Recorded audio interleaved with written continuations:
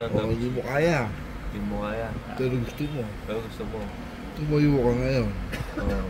Kahit lalambot-lambot ka. Sorry. Kasi gusto mo eh. Oo. Yun yung maganda. Ganda. Pero yung halimbawa Yung hinila ka, inaanto ka.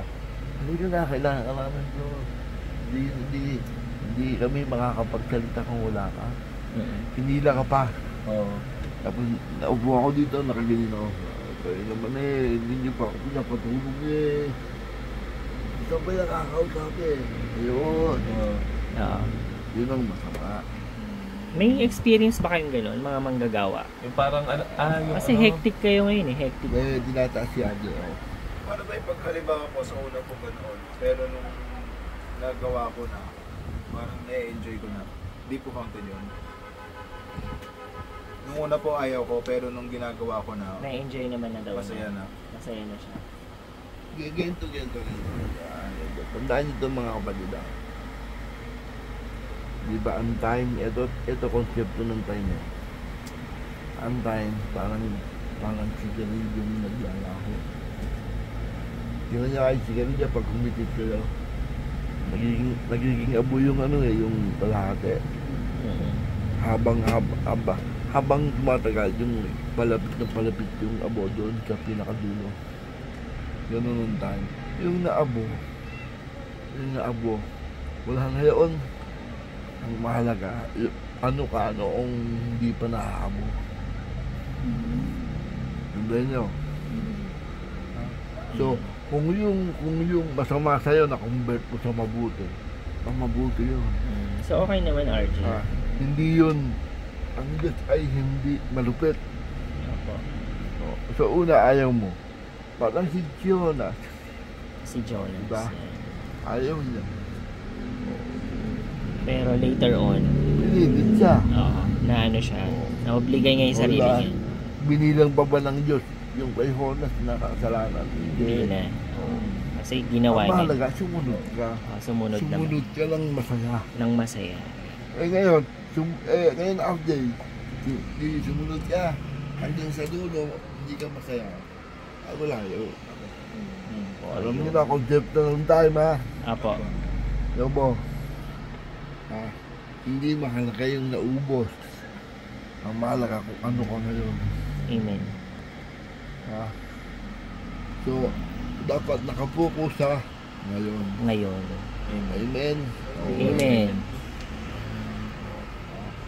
Tandaan niyo yung mga golden rules natin dito. Ay, Apo. sayang. Hindi niyo yan makikita. Sa mga... Hindi niyo yan madidinig. Madidinig niyo yan siguro sa ibinigay ng mga libro. Baka sa philosophy yan. Bali bro, ito yung parang din sa pagbibigay na sabi ng Diyos, pagbigay ang bawat isa ayon sa ipinasa ng kanyang puso. Huwag mabigat sa loob o dahil sa kailangan. Sapagkat iniibig ng Diyos ang nagbibigay ng Ito, sama. sinabi mo na rin na nga, ayaw kong magpunta kasi dyan eh. Alam niyo po ba yung pagbibigay? Ang pagbibigay ng pera, pag-aabuloy, katumbas ng mga kapatid. Hindi. Yung katumbas, alam niyo katumbas ng pagbibigay ng pera.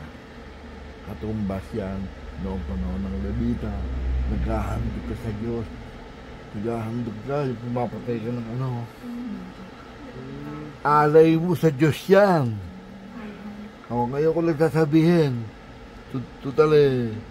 nandito na rin lang tayo. Alam nyo, hindi ko yan tinatalakay kasi ayoko magmukhang pera. Pero ngayon ko sasabihin sa inyo, alay nyo yan sa Diyos. Dahil pruweba kayo na hindi ko ito tinuturo ha. Opo. Baka sabihin mo, yan, pruweba, hindi ko tinuturo. Ngayon ko lang tinuro. Dahil ang Apuloy, dyan sinusukat ang alay mo sa Diyos. Kaya kung ikaw nag-abuloy ka, ito na kaya ko eh. Wala, yun lang ang alay mo sa Diyos. Amen. Amen buwa. Opo. Kaya pala maraming yumayaman na religious preachers, Oo. bro, na mga peke. Pero hindi ko yan inuutos. Ngayon, kawawa kayo pag hindi ko pa sinabi. Kasi tinatakot nila yung member sa ganun. Amen, amen, amen. Diba? Kailangan na natin mamuhay sa pag-ibig. Oo. Kailangan seryosohin nyo rin pag-abulay mga kapatid. Opo. Hindi dahil kailangan lang. Oo. Kasi, alam nyo naman kung saan napupunta ang ang abulay dito Sa eh. amin din eh. Oo. Sa inyo din eh. Hindi naman sa akin. Amen. Ayan, pumili pa ako sa lamin ni Alex. Sa lamin ni Sis Lenny. Yung kailala kanina galing. Sa abuloy din. Naintindihan niya mga kapatid. Opo. Tapos kayo wala kayong Kanino? Ay, ayan na Jiro. Yung ba yung pina-order ko? tapos wala kayong ganang magabuloy. Susukatin kayo ng gusto.